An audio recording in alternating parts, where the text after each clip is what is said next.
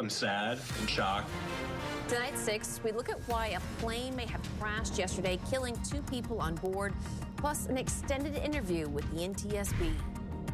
And another storm is lining up. This time it's rain and wind that many Alaskans need to prepare for. I'll let you know what to expect. Firefighters graduate a training program in South Central Alaska, more prepared for when sparks ignite land in our state this summer. I was heartbroken. Plus, a Fairbanks fixture is closing and customers are heartbroken. Why a shop goes away after nearly 60 years in business. Alaska's news source at 6 is brought to you by the Alaska Highway Safety Office, reminding you to drive sober and arrive alive. I know that community enough and the people there that they're deeply impacted. Now, this evening, 2 people are dead and 1 is in the hospital after yesterday's plane crash near Nanwalek. New information today, 48-year-old Daniel Bunker was the pilot and 37-year-old Jenny Irene Miller was a passenger. Both passed away, and we have not yet confirmed the identity of the person who was in the hospital. And we have team coverage today learning about the people who died. But first, we have details into what investigators think may have happened.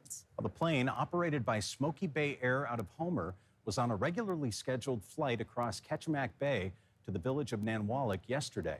Troopers started getting 911 calls around 2 that afternoon that the plane had crashed near the runway. Local first responders, medical staff there in Nanwalek responded out there to the crash site, which was on the beach near the airport, there near the airstrip. They began caring for the 3 people that were on the flight. Ultimately, 2 of those people died as a result of the crash. And tonight there is surprising news from the NTSB. In an extended interview, we learn about the pilot and why he may have been trying to avoid a loose dog on the runway when the plane went down.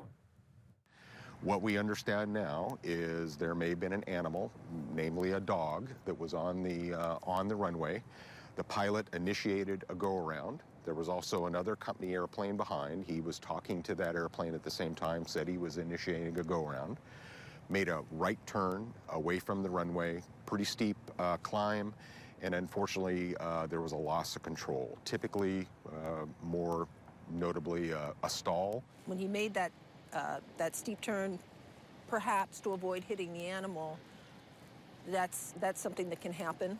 Yeah, so an aerodynamic stall in very basic terms is you exceed the angle of attack, and for the most part that wing stops producing lift, and that's what usually leads to a loss of control. And you said that you will, of course, be looking at the wreckage and trying to determine if there was a mechanical issue. Can you kind of walk us through when that recovery might happen, sort of what the timeline we're talking about? So time is of the essence as far as getting the wreckage out of there.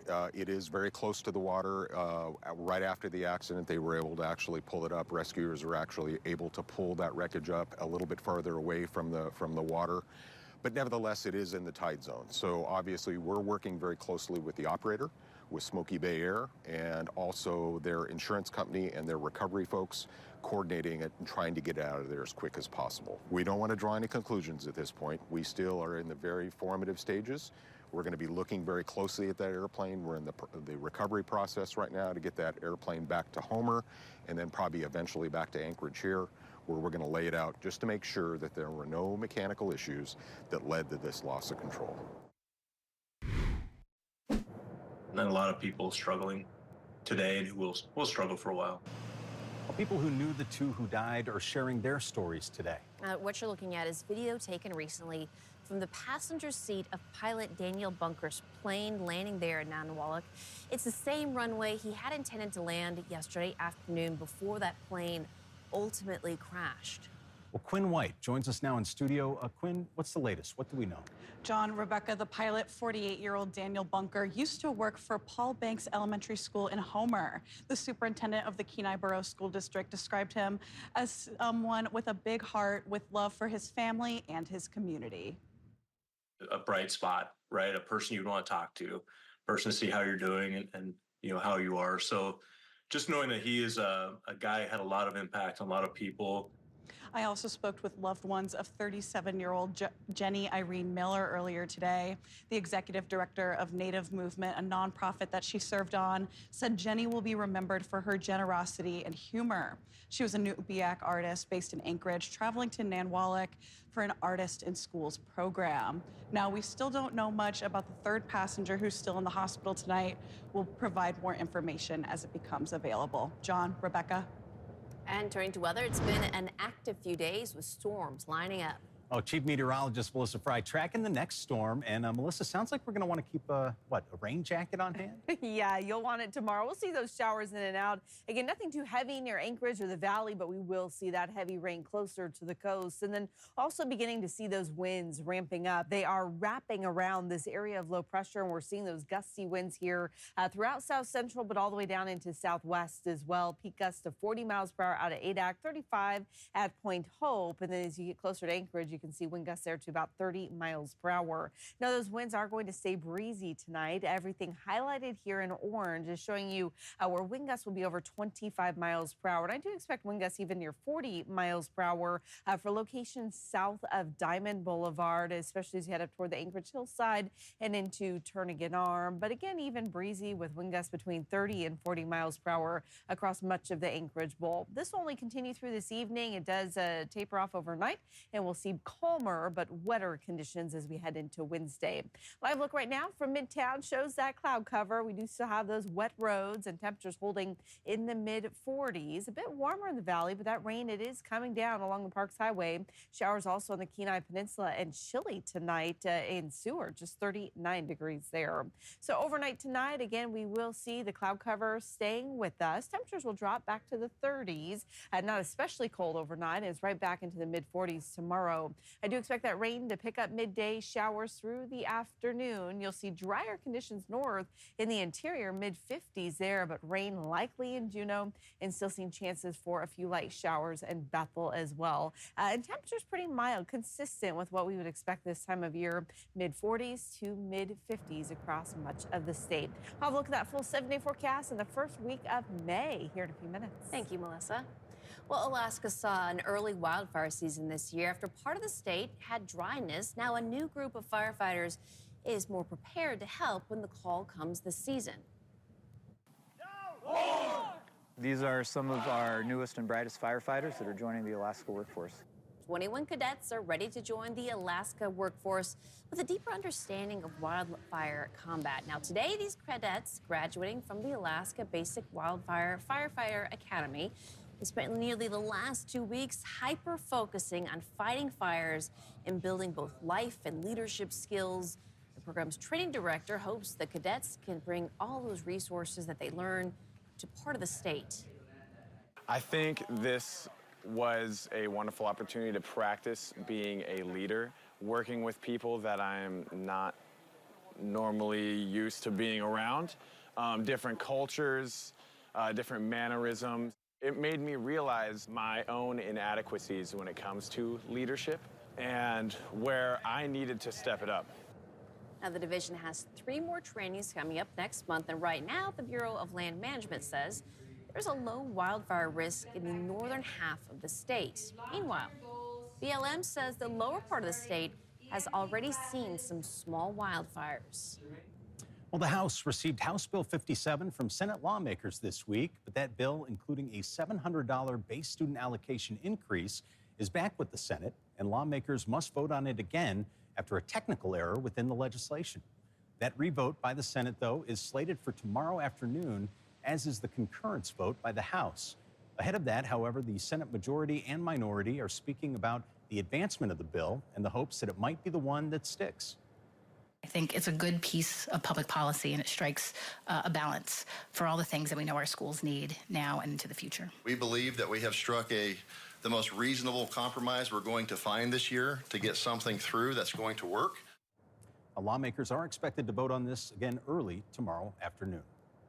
Well, today is Fentanyl Awareness Day. Now, at 5 o'clock, I spoke with Michael Heyman, the U.S. Attorney for the District of Alaska. Tracy Sinclair also interviewed him for our podcast, In-Depth Alaska. And they covered topics that include why Alaska is targeted by drug cartels, also how communities can help in the fight to keep fentanyl out of our state. Check out In Depth Alaska on our website and wherever you listen to podcasts. Still ahead, Fairbanks says goodbye to a longtime fixture. Hear about the shop that's closing after nearly 60 years in business.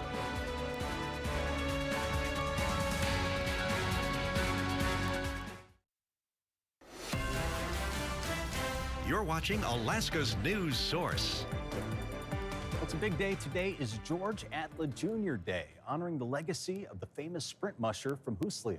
Tanana Chiefs Conference is honoring the legacy with free screenings of two films about the mushing legend. These are Spirit of the Wind and Atla. The TCC Culture Program Coordinator says he's celebrated because he's a symbol of strength for Alaska Natives. While Atla is renowned for his victories in the Open North American Championship and, of course, the Fur-Rondy World Championship, he says it's the obstacles he faced, such as tuberculosis, that cements his status in the Native community. So George's story is bigger than sports. It's about perseverance, cultural pride, and inspiring future generations.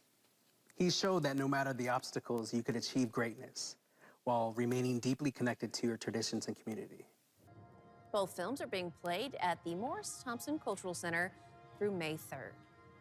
Well, a longtime Fairbanks store is closing this week. Now, the upcoming closure of Garden Island Deli, a sandwich shop, liquor store, and convenience store on Illinois Street, was announced on Facebook last week. The store has been around for nearly 60 years, with the deli opening more than 20 years ago. Now, the store manager says the decision was made because the store was no longer financially viable. And since the announcement, customers have been very disappointed.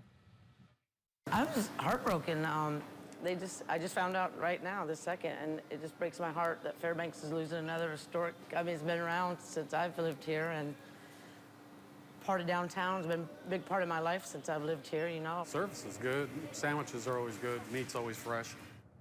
The store's last day is planned for Friday, May 2nd. A popular quilting store in Fairbanks is for sale. Northern Threads is looking for a new owner to take over by the end of the year. Current owner is retiring after nearly 30 years to spend more time with her husband. She says many people go to the store just to relax after work. Shop's a central part of the city, and she says she has a lot of well-wishers who don't want to see it go away. And she says it's important to continue the store's legacy. She wants it to become successful well into the future, and says she'll take time deciding who might take over. Thanks for listening. Click subscribe so you can get the latest podcast from Alaska's news source automatically. And stay up to date with breaking news and in-depth reporting available for free 24/7 with the Alaska's news source app.